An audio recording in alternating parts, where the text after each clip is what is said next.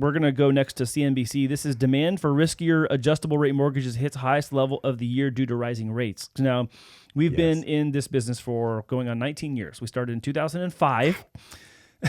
2005. That seems like a long time ago. You know what? Doesn't seem like a long time ago. That was a long time ago. Yeah. We've been around adjustable rate mortgages a really long time. There are some cases when the adjustable rate mortgage is absolutely the wrong thing to do, and there's some cases where it could absolutely be the right thing or the only thing temporarily to do. So I wanted to talk today not just about just what's mentioned in the article, but really the pressure points are inflation is high on people, interest rates are elevated, adjustable rates are lower than fixed rates, and for some people, they may actually not be here long because they're getting PCS'd out of San Diego, or they're going to buy the place now and then they know they're going to move somewhere else later, and this will become an investment later. So there are some arguments to be made, or maybe some advocacy, if you will, that the ARM is right in short term for some circumstances. So I wanted to talk today a little bit about that.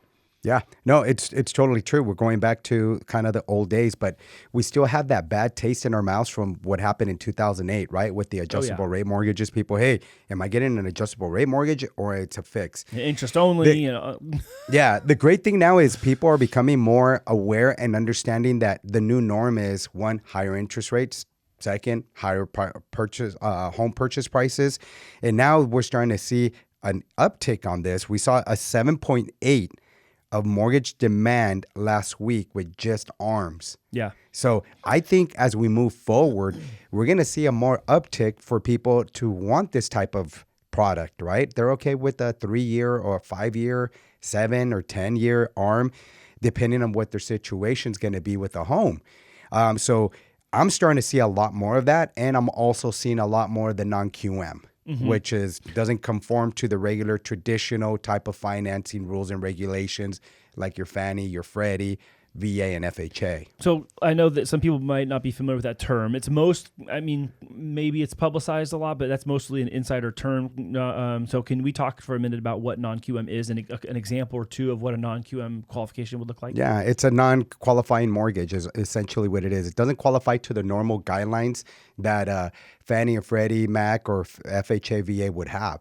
You know, they have certain rules like you can do 12-month bank statements for a person who's self-employed, and they have all these deposits, but they have all these expenses at the end of the year, like their car, their meals, their travel time with their family and all that. You know, since most people are, business owners with their wives, they can make these such write-offs. Yeah. So at the end of the year, if let's just say, I'm just going to keep it simple, if they make $100,000 and they're writing off, say, $60,000 of that because it was expenses, they'll only pay taxes on that difference, which is the $40,000, right? But if you look at their bank statements, they could be deposited. Their company bank statements will be depositing $15,000, $20,000 monthly checks. Right. So what's cool with this non-QM, you're able to use some of those deposits to help them qualify. Yeah. So it's a way for people to basically generate on paper income that a bank would look at to underwrite to discern whether or not you can afford the loan you're trying to ask for the purchase or refinance or whatever. So non-QM mortgages are the non-conforming loans that are not backed by Fannie, Freddie, Ginnie Mae, FHA. And that's just one product. There's several, right? There's several.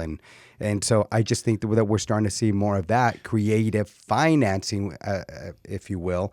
And that's just because people do want to get into the home. They see the advantages of it. And I bring it up for this reason because, there's we have a lot of people, our spectrum of people who are watching the show has broadened over the last couple months, especially in 2024.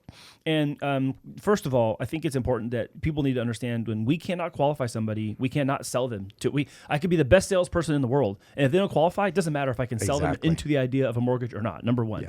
Number two, there are so many different scenarios that come to our office where someone has reasons other than I just want to hold keys to my own house for why they're buying a home in San Diego at this price, at this rate, for this duration. And I know one of the examples right now is multi-stack tier generational families. I'm taking care of my parents over here. I got myself and my family, and then my kids who are growing up in high school, going into college and aging out. But I'm still going to end up taking care of my parents. So there's like extra money or more money coming into the household. So not everyone's situation is the same. And also, I think it's important to note that there's a comprehensive planning approach to doing what we do here with Mortgage Heroes. It's one thing to qualify online, like fill out your information, get qualified for a loan, or get a quote from like bankrate.com or something like that. That's not this at all. This is very like strategic. It's tactical. Yeah.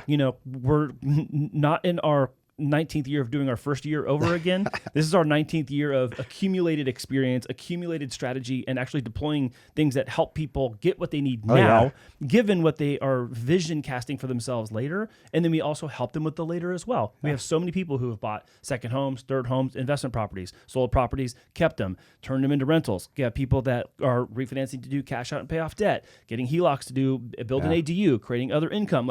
So beyond like watching the show and hearing some like sound bites from us, like there's a lot of tactical planning. Oh yeah, no, and Andy, I mean, just to rebuttal it, but just to add to that is, one thing you can't buy is knowledge, right? Yeah. We've been doing this, you just said, close to 19 years. Mm-hmm. So these are experiences that we use with thousands of people that we've assisted in the past.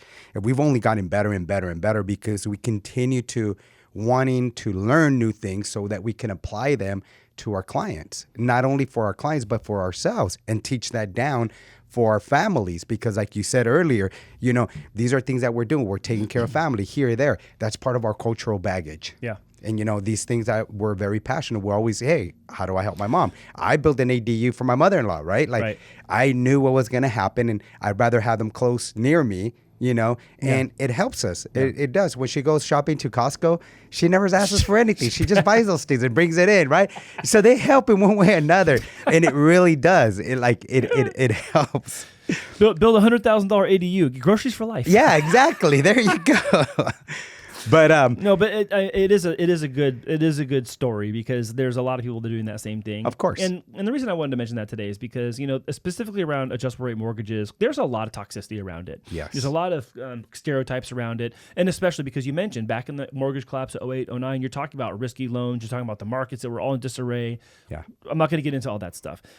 It was absolutely crazy. Yeah. But also now, this far down the line, we have a reference point. Yeah. And so when we're talking about adjustable rate mortgages versus fixed mortgages, whatever, even 3-year versus 5-year, we have a reference for that. Yeah. And that gives us the ability to give that knowledge and share that from a place of experience rather than, I have to close a sale today. That's correct. So, and just like anything in life, these things have pros and cons.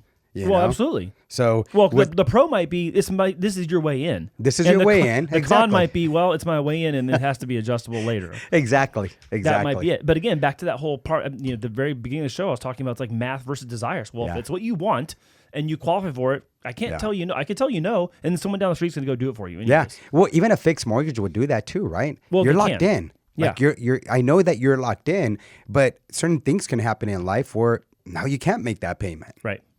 And so, just like anything in life, again, has its pros and cons. Yeah.